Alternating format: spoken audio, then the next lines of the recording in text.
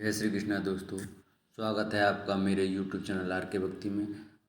भक्तों, मैं आज आपको मंगलवार व्रत की कथा सुनाऊंगा। कृपया ध्यानपूर्वक सुने। जो भक्त हमारे चैनल पर नए आए हैं वो हमारे चैनल को सब्सक्राइब करें, वीडियो को लाइक करें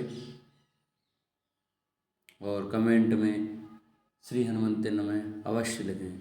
बोलो बजरंगबली की जय। मंगलवार व्रत कथा।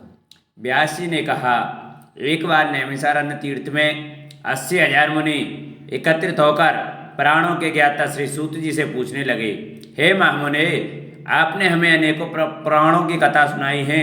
अब कृपया करके हमें ऐसा व्रत और कथा बताइए जिसके करने से संतान की प्राप्ति हो तथा मनुष्यों को रोग शोक अग्नि सर्व दुख आदि का भय दूर हो, क्योंकि कलयुग में सभी जीवों की आयु बहुत कम है। फिर इस पर उन्हें रोग चिंता के कष्ट लगे रहते हैं, तो फिर वह श्री हरि के चरणों में अपना ध्यान कैसे लगा सके। श्री सूत जी बोलिए, हे मुनियो, आपने लोक कल्याण के लिए बहुत ही उत्तम बात पूछी है। इस बार युधिष्ठिर ने भगवान श्री कृष्ण से लोक कल्याण के लिए यही प्रश्न किया था। भगवान श्री कृष्ण और युधिष्ठिर का संवाद तुम्हारे सामने कहता हूँ, ध्यान देकर सुनो। एक समय पांडवों की सभा में श्री कृष्ण जी बैठे हुए थे। तब युधिष्ठिर ने भगवान श्री कृष्ण से प्रश्न किया, हे प्रभु नंदनंदन गोविंद, आपने मेरे लिए अनेकों कथा सुनाई हैं।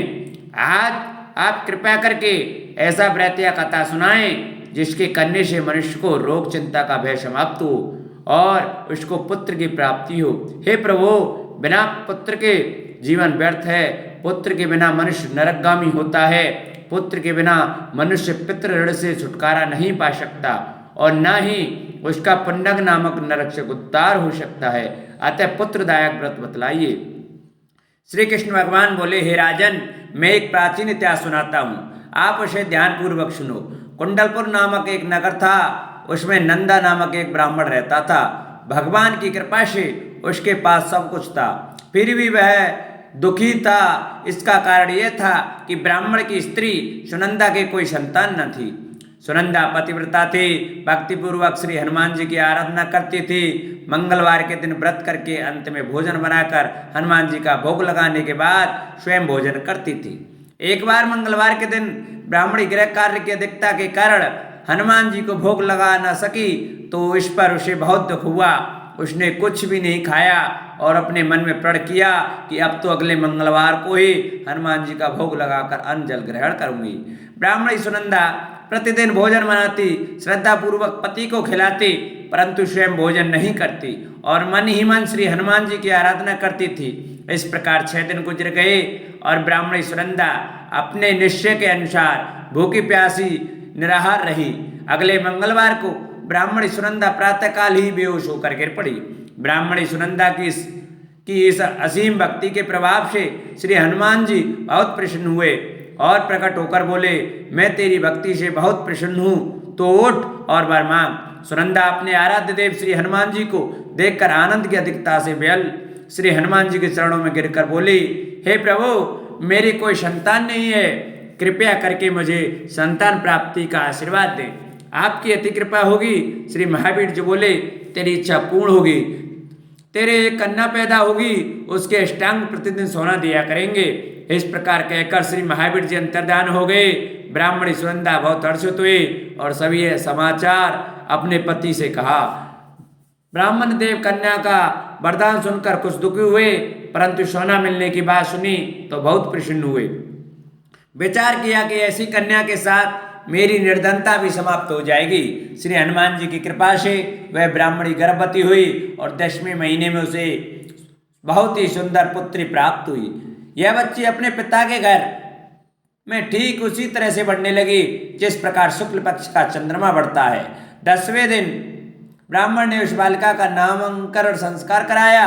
उसके कुल पुरोहित ने उस बालिका का नाम रत्नावली रखा, क्योंकि यह कन्या सोना प्रदान किया करती थी।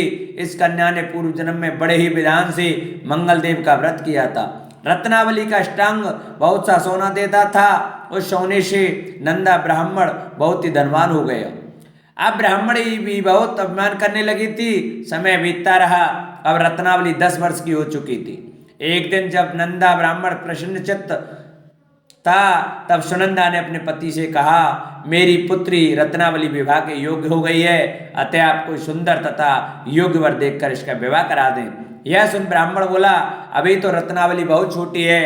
तब ब्राह्मणी बोली, शास्त्रों की आज्ञा है कि कन्या 8वें वर्ष में गौरी, 9वें वर्ष में रोहिणी, 10वें वर्ष में कन्या, इसके 50 रजस्वला हो जाती है। गौरी के दान से पाताल लोक की प्राप्ति होती है, रोहिणी के दान से वैकुंठ लोक की प्राप्ति होती है, कन्या के दान से इंद्रलोक में सुखों की प्राप्ति होती है। अगर हे पतिदेव रजस्वला का दान किया जाता है तो घोर नरक की प्राप्ति होती है। इस पर ब्राह्मण बोला, अभी तो रत्नावली मात्र 10 वर्ष की है और मैंने तो 16-16 साल की कन्याओं के विवाह कराए हैं, अभी जल्दी क्या है। तब ब्राह्मणी सुनंदा बोली, आपको तो लोभ अधिक हो गया है। शास्त्रों में कहा गया है कि माता पिता और बड़ा भाई रजस्वला कन्या को देखते हैं तो वे अवश्य नरक के गामी होते हैं। तब ब्राह्मण बोला, अच्छी बात है, कल मैं अवश्य योग्य वर की तलाश में अपना दूत भेजूंगा। दूसरे दिन ब्राह्मण ने अपने दूत को बुलाया और आज्ञा दी कि जैसी सुंदर मेरी कन्या है वैसे ही सुंदर वह उसके लिए तलाश करो। दूत अपने स्वामी की आज्ञा पाकर निकल पड़ा। पंपई नगर में उसने एक सुंदर लड़के को देखा। यह बालक एक ब्राह्मण परिवार का बहुत गुणवान पुत्र था। इसका नाम सोमेश्वर था। दूत ने इस सुंदर व गुणवान ब्राह्मण पुत्र के बारे में अपने स्वामी को पूर्ण विवरण दिया। ब्राह्मण नंदा को भी सोमेश्वर अच्छा लगा और फिर शुभ मुहूर्त में विधि पूर्वक कन्यादान करके ब्राह्मण ब्राह्मणी संतुष्ट हुए। परंतु ब्राह्मण के मन में तो लोभ समाया हुआ था। उसने कन्यादान तो कर दिया था, पर वह बहुत खिन्न भी था। उसने विचार किया कि रत्नावली तो अब चली जाएगी और मुझे इससे जो सोना मिलता था वह अब नहीं मिलेगा। मेरे पास जो धन था कुछ तो इसके विवाह में खर्च हो गया और जो शेष बचा है वह भी कुछ दिनों पश्चात समाप्त हो जाएगा। मैंने तो इसका विवाह करके बड़ी बड़ी भूल कर दी। अब कोई ऐसा उपाय हो कि रत्नावली मेरे घर में ही बनी रहे, अपने ससुराल न जावे। लोभ रूपी राक्षस ब्राह्मण के मस्तिष्क पर छाता जा रहा था। रात भर अपनी शैया पर बेचैनी से करवटें बदलते बदलते उसने एक बहुत ही क्रूर निर्णय लिया। उसने विचार किया कि जब रत्नावली को लेकर उसका पति सोमेश्वर अपने घर के लिए जाएगा तो वह मार्ग में छिपकर सोमेश्वर का वध कर देगा और अपनी लड़की को अपने घर ले आवेगा, जिससे नियमित रूप से उसे सोना भी मिलता रहेगा और समाज का कोई मनुष्य उसे दोष भी नहीं दे सकेगा। प्रातः काल हुआ तो नंदा और सुनंदा ने अपने जमाई तथा लड़के को बहुत सारा धन देकर विदा किया। सोमेश्वर अपनी पत्नी रत्नावली को लेकर ससुराल से अपने घर की तरफ चल दिया। ब्राह्मण नंदा महालोक के वशीभूत हो अपनी मति खो चुका था। पाप पुण्य को उसे विचार न रहा था। अपने भयानक व क्रूर निर्णय को कार्य रूप देने के लिए उसने अपने दूत को मार्ग में अपने जमाई का वध करने के लिए भेज दिया था, ताकि रत्नावली से प्राप्त होने वाला सोना उसे हमेशा मिलता रहे और वो कभी निर्धन न हो। ब्राह्मण के दूत ने अपने स्वामी की आज्ञा का पालन करते हुए उसके जमाई सोमेश्वर का मार्ग में ही वध कर दिया।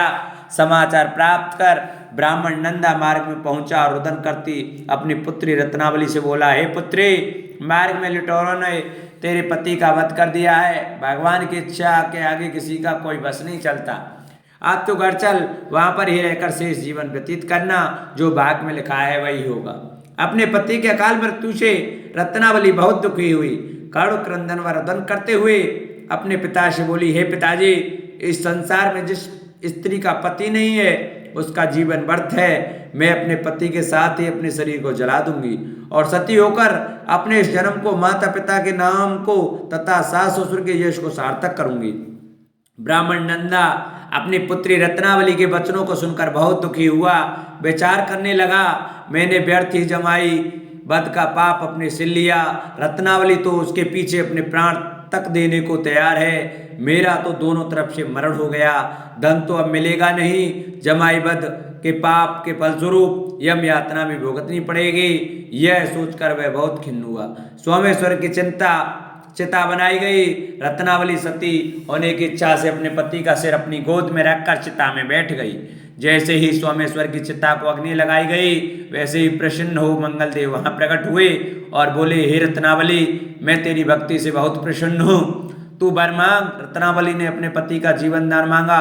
तब मंगलदेव बोले, रत्नावली तेरा पति अजर अमर है, यह महान विद्वान भी होगा, और इसके अतिरिक्त तेरी जो इच्छा हो वह वर मांग। तब रत्नावली बोली, हे ग्रहों के स्वामी, यदि आप मुझ पर प्रसन्न हैं तो मुझे यह वरदान दीजिए कि जो भी मनुष्य मंगलवार के दिन प्रातः का लाल पुष्प लाल चंदन से पूजा करके आपका स्मरण करे, उसको रोग व्याधि न हो, स्वजनों का भी कभी वियोग न हो, सर्प अग्नि तथा शत्रुओं का भय न रहे। जो स्त्री मंगलवार का व्रत करे वह कभी विधवा न हो। मंगलदेव तथास्तु कहकर अंतर्धान हो गए। सोमेश्वर मंगलदेव की कृपा से जीवित हो उठा।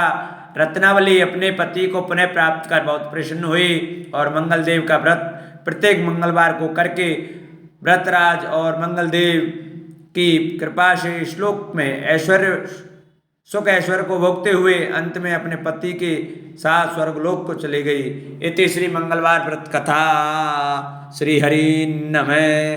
बोलो मंगलदेव भगवान की जय। बोलो बजरंगबली की जय। जिन भक्तों को हमारी वीडियो अच्छी लगी हो वो हमारी वीडियो को ज़्यादा से ज़्यादा शेयर करें, लाइक करें, चैनल को सब्सक्राइब करें और कमेंट में श्री हनुमते नमः जरूर लिखें।